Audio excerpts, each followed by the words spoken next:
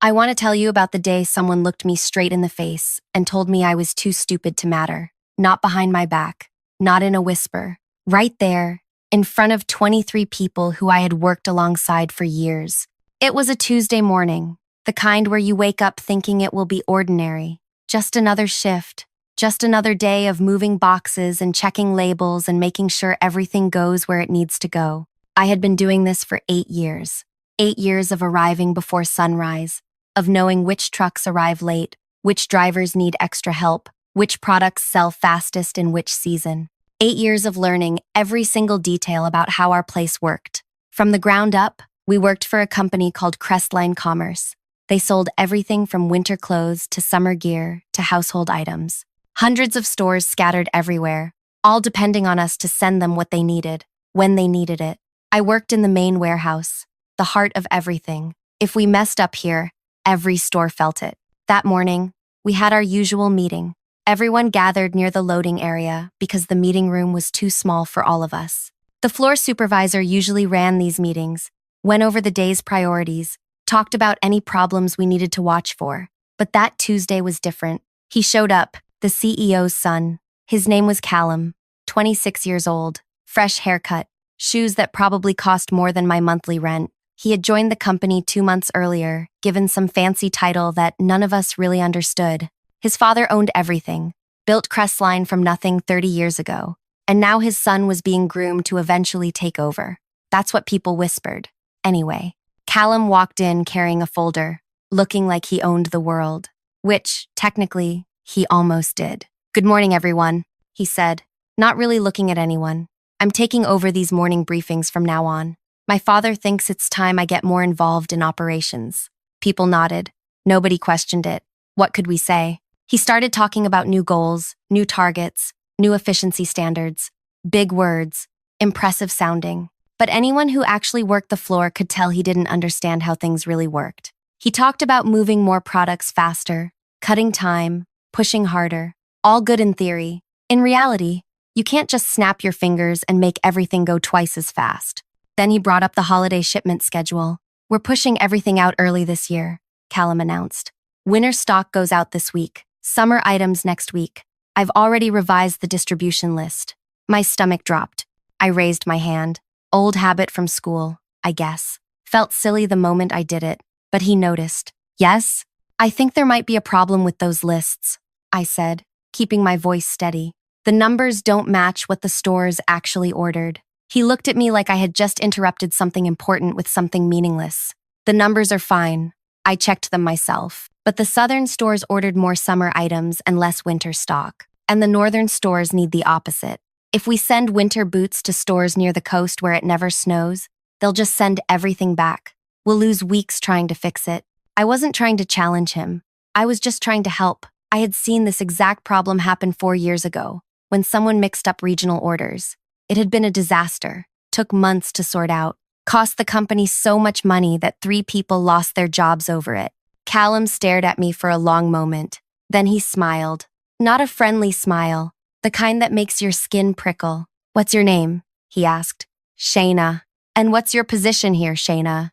"I work the floor. I check inventory, coordinate with drivers, make sure shipments match orders before trucks leave." "So you load boxes?" "I do more than that. I verify everything. Make sure nothing goes wrong before it leaves here." He nodded slowly, like he was considering what I said. Then he laughed. Actually, laughed. "You're too stupid to matter here," he said, still smiling. "Just do what you're told and shut up." The words hit me like a slap. Everyone went quiet, the kind of quiet where you can hear the building itself breathe. People looked down at their shoes, at the floor, anywhere, but at me or him. I felt my face get hot. My hands started trembling, so I shoved them in my pockets. I wanted to say something, wanted to defend myself, wanted to explain that I had been here longer than him, knew more than him, was trying to save the company from a massive mistake. But what could I say? He was the CEO's son. I was just someone who worked the floor. "But the numbers," I tried one more time.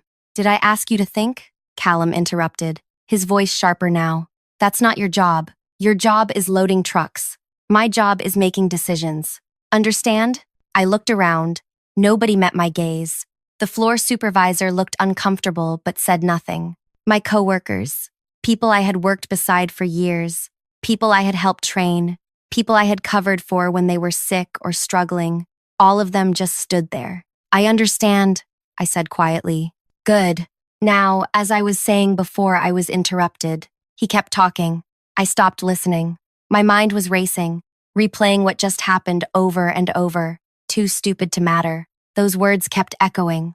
Too stupid to matter. The meeting ended 10 minutes later. Everyone scattered quickly, avoiding me. I stood there for a moment, then walked to the loading area where the first trucks were already being filled. Before I continue further, I want to thank you for listening to this. I know it's not easy to hear about moments like this, when someone treats another person like they're worthless. But I need you to hear it, need you to understand what happened next. If you're listening from somewhere right now, wherever you are in the world, I hope you never have to feel what I felt that morning. Now back to the story. I worked my shift in a fog, moving boxes, checking labels, watching as the trucks got loaded with the wrong products, going to the wrong places. I could see the mistake happening in real time. Winter coats heading south, beach supplies heading north, everything backwards. Part of me wanted to say something again, wanted to grab someone, anyone, and make them see what I was seeing. But Callum's words kept playing in my head, too stupid to matter. So I stayed quiet. I did exactly what I was told. I loaded the trucks. That evening, after my shift ended, I sat in my car for 20 minutes before driving home. My hands were still shaking. I felt angry and humiliated and small. 8 years of experience, 8 years of caring about getting things right, and none of it mattered because someone with a fancy title and a famous last name decided I was too stupid to matter. When I got home, I found an old notebook in my kitchen drawer, the kind with plain pages, nothing special. I sat down and started writing. I wrote down everything that happened that morning, the date, the time, exactly what Callum said, exactly how he said it, every detail I could remember. I wrote down the shipment numbers, the distribution lists I had seen, the specific problems I had tried to warn him about. I didn't know why I was writing it all down. Maybe just to feel like I had some control over something. Maybe because putting it on paper made it real, made it something I could look at and know I wasn't crazy, wasn't imagining things. I went to work the next day, and the day after that, and the day after that. Callum never apologized, never even looked at me. I became invisible to him, which was somehow worse than being insulted. The trucks kept leaving, wrong products, wrong destinations. I watched it happen and said nothing. My coworkers were awkward around me now. Some avoided me completely. A few would give me these apologetic looks but never actually said anything. One person, an older guy named Garrett who worked receiving, pulled me aside during lunch break. "You were right, you know," he said quietly. "About the shipment numbers. Doesn't matter now," I replied. "You should go talk to the CEO directly. Tell him what's happening." I shook my head. The CEO is overseas for the next month. Some big expansion deal. And even if he was here, you think he'd believe me over his own son? Garrett didn't have an answer for that. 2 weeks went by. I kept showing up, kept doing my job, kept my mouth shut, but I watched everything. I paid attention to which trucks went where, which stores were getting what. I knew the disaster was coming. It was just a matter of time. Then it started. The phone in the supervisor's office began ringing more than usual. At first, just a few times a day, then constantly. Store managers calling, frustrated, confused. Why were they receiving winter coats when they ordered tank tops? Why were swimsuits arriving at locations where people were preparing for snow? The supervisor, a woman named Brielle, who had been with the company for 15 years, looked more stressed each day. She spent hours on the phone, trying to calm people down, trying to explain what happened. But she couldn't explain it because she didn't fully understand it herself. She just knew that somehow, everything had gone wrong. I heard her talking to Callum one afternoon. I was moving inventory nearby, close enough to hear through the open door. "We have serious problems," Brielle said. 17 stores have called today alone. They're threatening to send everything back. This is going to cost us enormously. "It's probably just the suppliers messing up," Callum replied. His voice still had that confident edge, but I could hear something else underneath now. "Worry, maybe. Contact them. Tell them to fix it." I did contact them. The suppliers sent exactly what we ordered. The problem isn't on their end. It's ours. Someone mixed up the distribution lists. Silence for a moment. Well, figure it out, Callum said finally. That's what you're here for. I'm trying, but I need to know who made these lists, who changed the original orders, because whoever did that is responsible for this disaster. I'll look into it. But he didn't look into it. Instead, he started blaming everyone else. The warehouse workers weren't careful enough. The drivers weren't checking properly. The supervisors weren't supervising. Everyone's fault except his own. More stores called. The complaints got louder. Some stores were now saying they would break their agreements with Crestline if this wasn't fixed immediately. They had customers waiting for products. They had empty shelves. They were losing money every day. Callum started coming to the warehouse more often, walking around with this tense expression, asking questions, trying to understand what went wrong. But he didn't ask me, never even glanced in my direction. I watched him spiraling, watched him getting more desperate. Part of me felt satisfied. Another part felt something heavier, because I knew this was going to get much worse before it got better. 3 weeks after that morning meeting, after that moment when he called me too stupid to matter, things reached a breaking point. It was a Friday evening. Most people had already left. I was finishing up my shift, doing final checks on the weekend inventory. The warehouse was mostly quiet, just the hum of machinery and distant sounds of the last few trucks pulling away. I heard footsteps behind me, fast footsteps, almost running. I turned around and there he was, Callum. But he looked completely different from that confident person who had laughed at me 3 weeks ago. His hair was messy. His shirt was wrinkled. He was sweating despite the cool warehouse air. "Shayna," he said, slightly out of breath. I just looked at him, didn't say anything. "I need your help." Those words hung between us. I need your help, from someone who had told me I was too stupid to matter. With what? I asked, keeping my voice neutral. This shipment situation. It's gotten really bad, worse than anyone realized. My father is coming back Monday morning. He's going to want answers, explanations, solutions. Callum ran a hand through his hair. You know the suppliers, right? You've worked here the longest.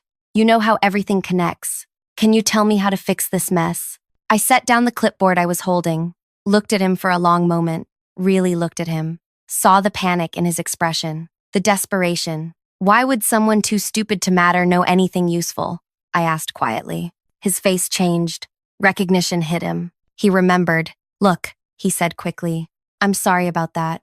I was under a lot of pressure. My father had just given me this responsibility, and I was stressed, and I said something stupid. I didn't mean it. You meant it. I didn't.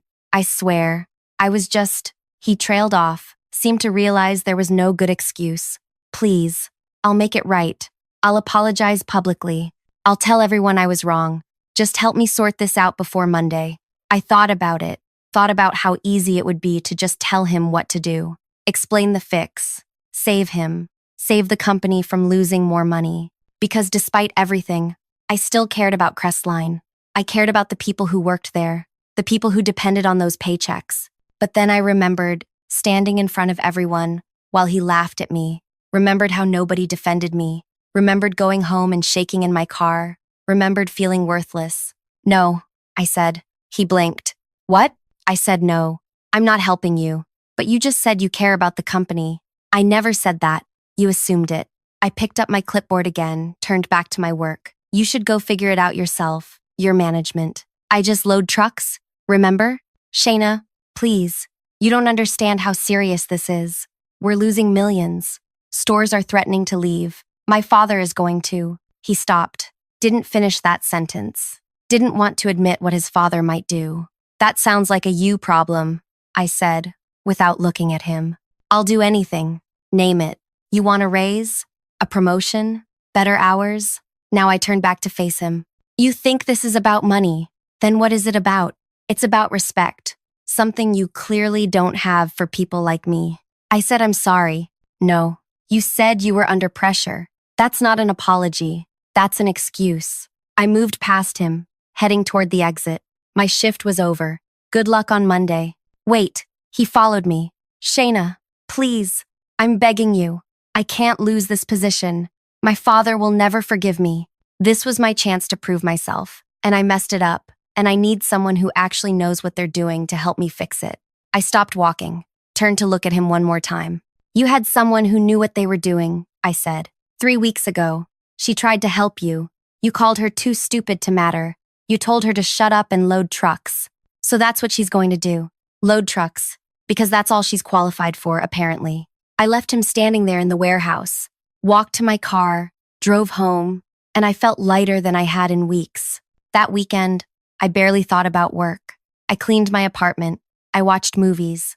I cooked actual meals instead of heating up frozen food. I slept well for the first time in 3 weeks. Monday morning came. I arrived at my usual time, before sunrise. The warehouse was unusually busy for that early hour. More people than normal, more noise, more tension in the air. Then I saw him, the CEO, Callum's father. His name was Theodore, 61 years old, built like someone who had spent his youth doing manual labor before building his business empire. He had arrived early, earlier than anyone expected. He was standing in the main warehouse area, talking to Brielle and several other managers. His expression was stone. Next to him, Callum looked like he wanted to disappear into the floor. I clocked in quietly, tried to stay out of sight, started my morning routine like usual. But then Brielle noticed me. Shayna, can you come here, please? My heart started beating faster. I walked over slowly. Theodore looked at me. His gaze was sharp, assessing. You're Shayna? Yes, sir. I'm told you tried to warn my son about a shipment problem 3 weeks ago. Is that correct? I glanced at Callum. He wouldn't meet my gaze. Yes, sir. Tell me exactly what happened. So I did. I told him about the morning meeting, about noticing the distribution lists were wrong, about trying to explain the problem. I kept my voice calm, factual. I didn't mention the insult, didn't mention how Callum had humiliated me, just stuck to the facts about the shipment issue. When I finished, Theodore was quiet for a moment. Then he turned to his son. Is this true? Callum nodded miserably. And did you check her concerns? Verify whether she was right? I thought. I assumed the lists were correct. I had spent hours on them, and I didn't think. You didn't think someone who had been here for 8 years might know something you didn't? Callum said nothing. Theodore looked back at me. Why didn't you push harder? Come directly to me? You were overseas, sir. And I hesitated. And what? And your son made it very clear that my opinion didn't matter, that I should just do my job and stay quiet. Did he? It wasn't a question. Theodore's jaw tightened. What else did he say? I looked at Callum again. He was staring at the ground. For a moment, I almost felt sorry for him. Almost. He said I was too stupid to matter here. He told me to shut up and load trucks. The warehouse had gone completely quiet. Everyone nearby was listening now, pretending to work, but clearly paying attention. Theodore's expression didn't change, but something shifted in his bearing. He turned to his son with a look I wouldn't want directed at me. Outside. My office. Now. They left together. Callum looked back once as they walked away, and I saw genuine fear in his expression. The rest of us stood there in awkward silence for a moment. Then Brielle cleared her throat. Everyone back to work, she said quietly. I went to my station, tried to focus on inventory, but my hands were shaking again, though for different reasons this time. An hour later, Brielle came to find me. Theodore wants to speak with you, she said. In the upstairs office. I followed her up, my mind racing. Was I in trouble? Was I about to get blamed for not trying harder to stop this disaster? The office was spacious, but not flashy. Theodore sat behind a large wooden surface, looking tired. Callum stood to the side, and he looked worse than tired. He looked broken. Sit, Theodore said to me, gesturing to a seat. I sat. I've spent the last hour going through everything, Theodore said. The shipment lists, the orders, the complaints, the financial damage. And I've spoken with my son about what happened 3 weeks ago. I waited. You were right. About all of it. The distribution was completely backwards. If we had listened to you, we could have avoided millions in losses and saved our relationships with dozens of stores. Yes, sir. My son has explained to me exactly what he said to you, how he treated you, what he called you. Theodore leaned back. That is unacceptable. Completely unacceptable. I don't care whose son he is. Nobody in this company talks to another person that way. Callum shifted uncomfortably but stayed silent. I built Crestline from nothing, Theodore continued. Started in a warehouse smaller than this one, doing exactly what you do. loading, checking, learning every single piece of how this business works.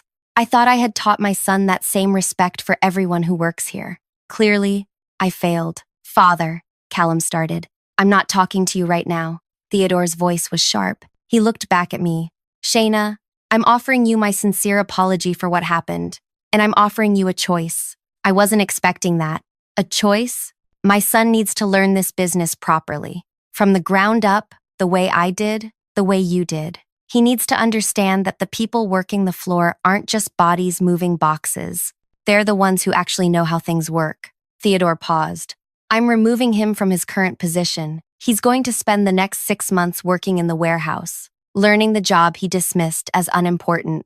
Callum's head snapped up, shock written all over his face. But he didn't argue, didn't protest, just stood there, absorbing the news.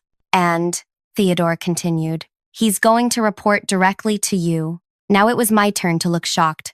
Sir, you know this warehouse better than anyone. You spot problems before they become disasters. You care about getting things right. Those are exactly the qualities we need in leadership. Theodore folded his hands. I'm promoting you to floor operations lead. You'll oversee the daily warehouse operations, train new workers, and supervise anyone who needs to learn how things actually work, including my son. I couldn't speak for a moment. My mind was spinning. The choice I'm offering you, Theodore said, is whether you want this position, whether you want to stay with a company that allowed you to be treated so poorly. I wouldn't blame you if you said no, if you wanted to walk away and never look back. I thought about it, really thought about it. Part of me wanted to leave, wanted to tell Theodore that some damage can't be fixed with a promotion. But another part of me remembered why I had stayed all these years. Because I was good at this. Because I cared about doing things right. Because this job, despite everything, mattered to me. I'll stay, I said. I'll take the position. Theodore nodded, something like approval in his expression. Good. You start immediately. Your first responsibility is teaching my son everything you know. And Callum? He turned to his son. You will do exactly what she tells you. You will ask questions when you don't understand. You will treat her and everyone else in this warehouse with respect. If I hear one complaint, one word that you've stepped out of line, you're finished here. Understood? Yes, sir, Callum said quietly. Dismissed. Both of you. We left the office together, walking down the stairs in silence. When we reached the warehouse floor, Callum stopped. Shayna, Save it, I interrupted. Your father already apologized. You're here to work now. That's all that matters. He nodded slowly. Where do I start? I looked at him for a moment. This person, who had laughed at me, who had made me feel worthless, was now asking me what to do. Go find Brielle. Tell her you need warehouse work clothes, steel-toed boots, gloves. Once you're changed, meet me at the receiving area. Okay. He walked away, and I stood there processing everything that had just happened. In less than 2 hours, my entire situation had flipped. I was now in charge. Callum was now under me. The other workers had noticed something was different. They whispered to each other, shooting glances my way. Brielle approached me. So it's true? She asked. You're the new lead? Apparently. About time, she said. You should have been promoted years ago. Everyone knows you basically run this place already. She paused. And Callum? Learning from the bottom. Brielle smiled slightly. That's going to be interesting. Interesting was one word for it. Callum showed up 20 minutes later wearing basic work clothes that looked brand new. The boots probably still had the price tag on them yesterday. He looked uncomfortable, out of place. All right, I said. First lesson. See those trucks over there? 4 of them arrived this morning with products from different suppliers. Your job is to help unload them. Check every single item against the delivery list and organize everything by category in the storage zones. That's it. That's it for today. Tomorrow you'll learn the next part. But today, you're just unloading and organizing. He looked at the trucks. They were big, full. It was going to take hours of physical work. Do I work alone? He asked. No, you'll work with the receiving team. Garrett will show you what to do. Follow his instructions exactly. I walked him over to where Garrett was checking a delivery list. Garrett looked up, saw Callum, and his eyebrows went up. Garrett, this is Callum. He's training with us for the next 6 months. Can you walk him through receiving procedures? Garrett glanced at me, then at Callum, then back at me. Understanding dawned in his expression. Sure thing. Come on, kid. Let's get you started. I watched them walk toward the first truck, watched Callum climb up into the cargo area, watched him start lifting boxes, clearly not used to this kind of physical work. My name is Shayna, by the way. I should have mentioned that earlier. Shayna Reddy, 29 years old, grew up in a small town 3 hours from here. Started working at Crestline right after finishing school because I needed money and they were hiring.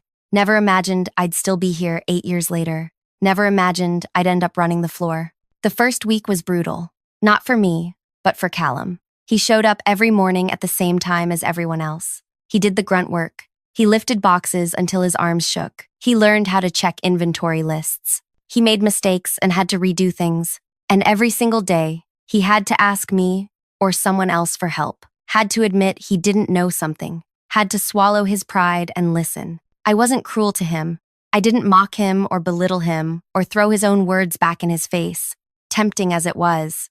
I just treated him like any other new worker, showed him how things worked, corrected him when he was wrong, answered his questions, but I didn't go easy on him either. The storage zones are organized by season and category. I explained one morning. Winter clothes in Section A, summer items in Section B, household goods in Section C. Everything has a specific place. You put something in the wrong spot, we waste time searching for it later. Callum was sweating, even though the warehouse was cool. He had been moving boxes for 3 hours straight. How do you remember where everything goes?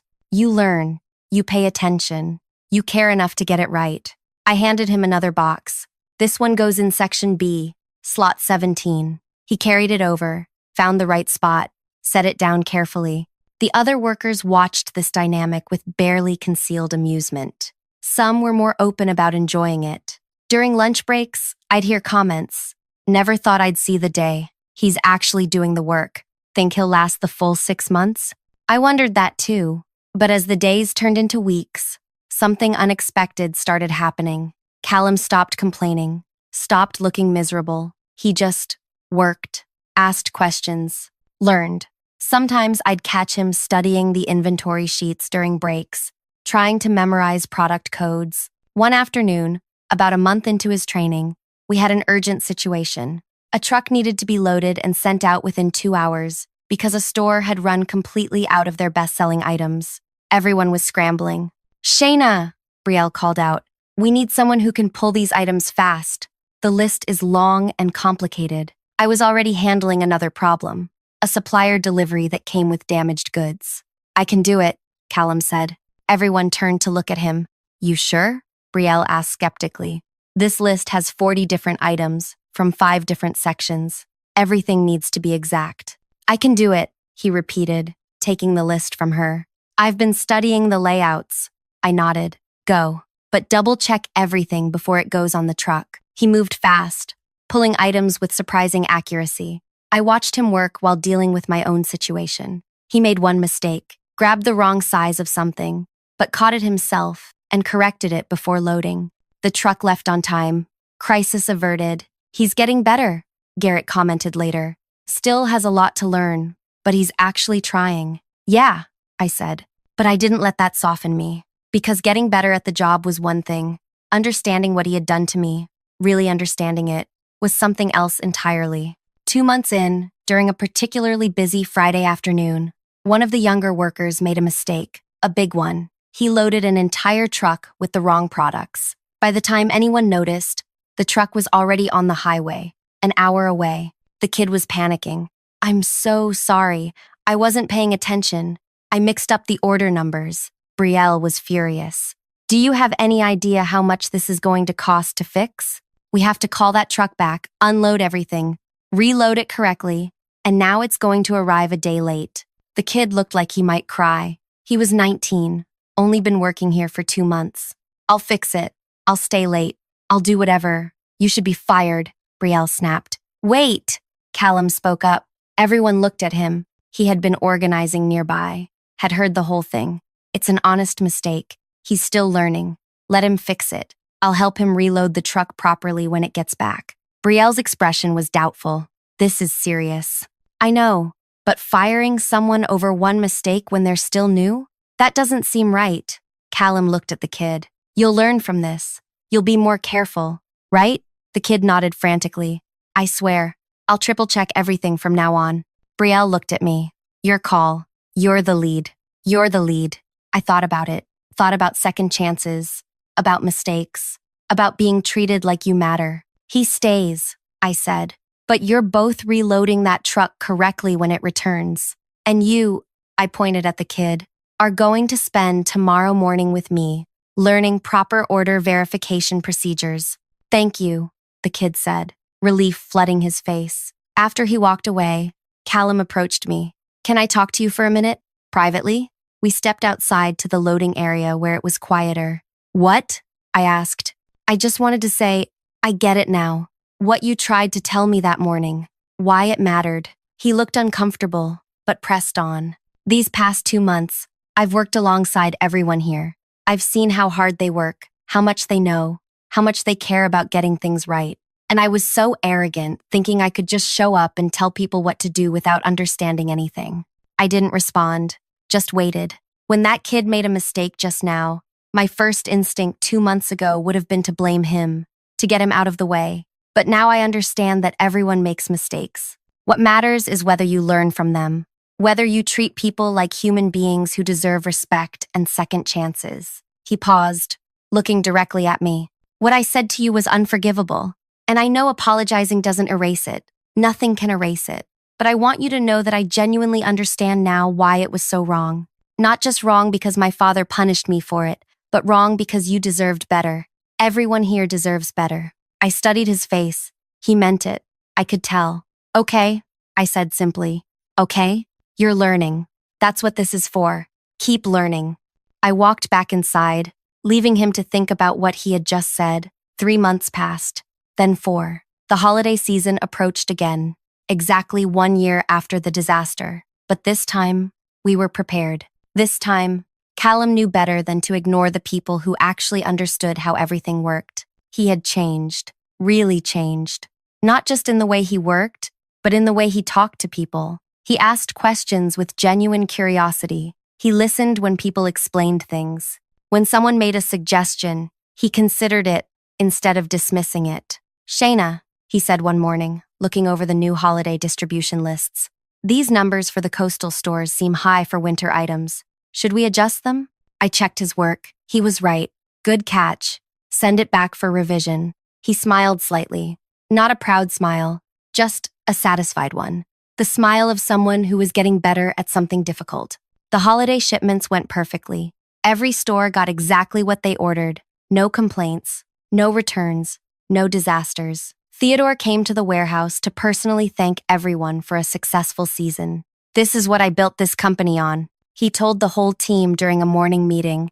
People who care, people who work hard, people who respect each other and the work they do.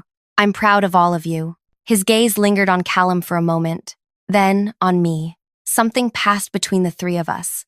An understanding. Month 5 arrived. Callum's training was nearly complete. He could handle almost any task in the warehouse now. He knew the storage systems, the shipping procedures, the supplier relationships. He could spot problems before they became emergencies. He had earned the respect of most of the workers, though some still kept their distance. One afternoon, I found him sitting in the break area during lunch, eating a sandwich and reviewing supplier contracts. You don't have to do that during lunch, I said, sitting across from him. I know.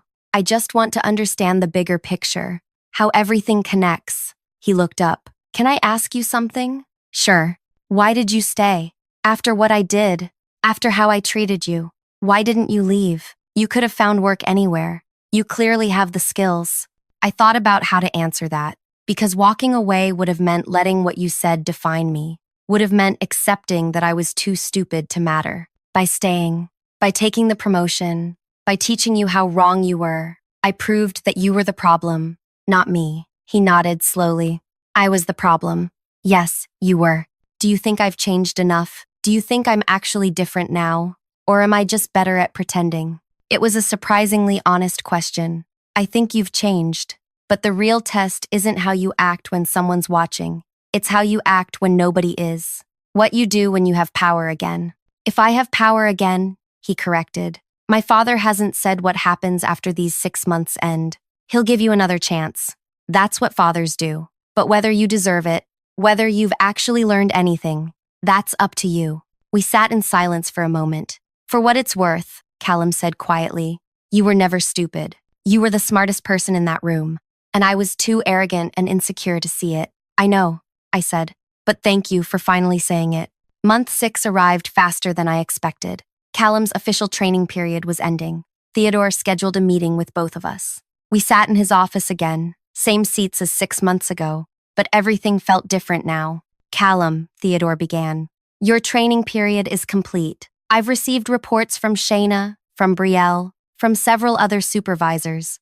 They all say the same thing. You've worked hard. You've learned. You've changed your attitude completely. Callum sat straighter but didn't smile, just waited.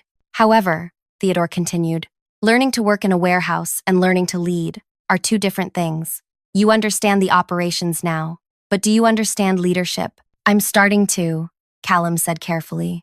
I understand that leadership isn't about having power over people. It's about enabling them to do their best work. It's about listening to the people who actually know what they're doing, even when they're not in fancy positions. Theodore looked at me. Has he learned that lesson? He's learned it here, I said. But he learned it in a situation where he had no choice, where he was being watched. The real question is whether he'll remember it when things get comfortable again. Fair point. Theodore leaned forward. Callum, I'm giving you a new position, not the one you had before. You're not ready for that level of responsibility yet, but you'll be working as an operations manager, coordinating between the warehouse teams and the regional stores. You'll report to Shayna. Callum blinked. I'll report to Shayna? Yes. She's proven herself more than capable of handling leadership, and you've proven that you can work under her supervision. This arrangement continues until I'm confident you can handle more responsibility without letting it go to your head. I hadn't expected that either. I thought Callum's training period would end, and we'd go back to some version of the old hierarchy. But Theodore was making it clear that things had permanently changed. I understand, Callum said. Thank you for the opportunity. Don't thank me. Thank Shayna for not quitting after what you did. Thank the team for accepting you back. And prove to everyone that you actually deserve another chance. After the meeting, Callum and I walked back to the warehouse together. You okay with this? He asked. Me still reporting to you? I'm fine with it, as long as you actually do your job and don't make me regret giving you honest assessments. I will. I will do my job, not make you regret it. He paused at the warehouse entrance. Shayna, I know I've said this before, but I need to say it again. Thank you. For not destroying me when you had every reason to. For teaching me instead of just letting me fail. For giving me a chance to become better. I didn't do it for you, I said honestly. I did it for me, because being the bigger person, being the one who rises above pettiness and cruelty, that's who I want to be. That's who I am. He smiled, a real smile this time. I'm glad you are. We went back to work. Back to the familiar rhythm of the warehouse, the sounds of trucks and forklifts and people calling out to each other. But everything was different now. I was different. Callum was different. The whole dynamic had shifted. Over the next few months, Callum worked hard in his new role. He coordinated shipments, solved problems, communicated between different departments, and whenever he faced a difficult decision, he came to me first, asked for input, listened to advice. The other workers noticed. They warmed up to him gradually, started including him in conversations during breaks, started treating him less like the boss's son who had messed up and more like a colleague who was trying his best. 1 year after that terrible morning, when he had called me too stupid to matter, we had another holiday season meeting. Everyone gathered in the warehouse. Theodore was there, Brielle, all the supervisors, all the workers. Last year at this time, Theodore said, we had a disaster. We lost money, relationships, trust. This year, we had our most successful holiday season ever. Every shipment went out correctly. Every store got what they needed. And we did it because everyone here worked together, respected each other, and listened when people spoke up about potential problems. He looked at Callum. My son learned a hard but necessary lesson. He learned that respect isn't given based on your title or your last name. It's earned through how you treat people, how you work, how you lead. Then Theodore looked at me, and Shayna learned something too. She learned that standing up for yourself, even when it's difficult, even when it seems like nobody will support you, is always worth it. She proved that knowledge and experience matter more than arrogance and assumptions. Everyone clapped. It felt genuine, not just obligatory. After the meeting, as people were leaving, Callum approached me one more time. "I've been thinking about that morning," he said. "The morning I said those things to you. I've been thinking about what I could have done differently. And I should have listened, should have asked you to explain more, instead of cutting you off, should have valued your experience, should have treated you like the expert you are." He paused. "But I also want you to know something. What happened after, everything you did, the way you handled it, that changed my life. You could have ruined me, could have exposed me as incompetent in front of my father and everyone else. Instead, you just stepped back and let the situation speak for itself, let me fail on my own, then gave me a chance to learn. That wasn't kindness," I said. "That was strategy." "I know. That's what makes it brilliant." He smiled slightly. "You got your revenge by becoming successful, by proving your worth, by making me work under you and learn from you every single day. That's so much more effective than just getting me fired or humiliating me publicly. Is that what you think this was about? Revenge? Wasn't it?" I considered the question. Maybe at first, but it became about something bigger, about changing how things work, about making sure people like me don't get dismissed and insulted just because someone higher up doesn't want to listen. "You succeeded at that. We'll see. Real change takes time." He nodded. "Well, for whatever it's worth, I'm different now because of you, and I'll spend the rest of my career making sure I never treat anyone the way I treated you." "Good," I said. "That's all I wanted." He walked away, and I stood there in the warehouse I had worked in for 9 years now, the place that had seen me at my lowest, heard me get insulted, watched me get humiliated, the same place that had now seen me rise, take charge, become someone who mattered. Too stupid to matter. That's what he had called me. But here I was, running operations, training the owner's son, proving every single day that intelligence isn't measured by your position or your title or your confidence. It's measured by what you know, how you use that knowledge, and whether you have the courage to speak up even when nobody wants to listen. I looked around at the warehouse, at all the workers doing their jobs, at the organized chaos of products moving in and out, at the system that worked because people cared enough to make it work. This was mine now, not legally, not officially, but in every way that mattered, and nobody could ever take that away from me. Thank you for listening to this story. If you found it meaningful, if it made you think about how we treat each other, how we value people regardless of their position, I'd appreciate if you could like this video and leave a comment sharing your thoughts. Maybe you've experienced something similar. Maybe you've been the person who dismissed someone and learned better. Either way, your story matters too. And if you want to hear more stories like this, real human experiences that teach us something about ourselves and each other, please subscribe. There are so many more stories to tell.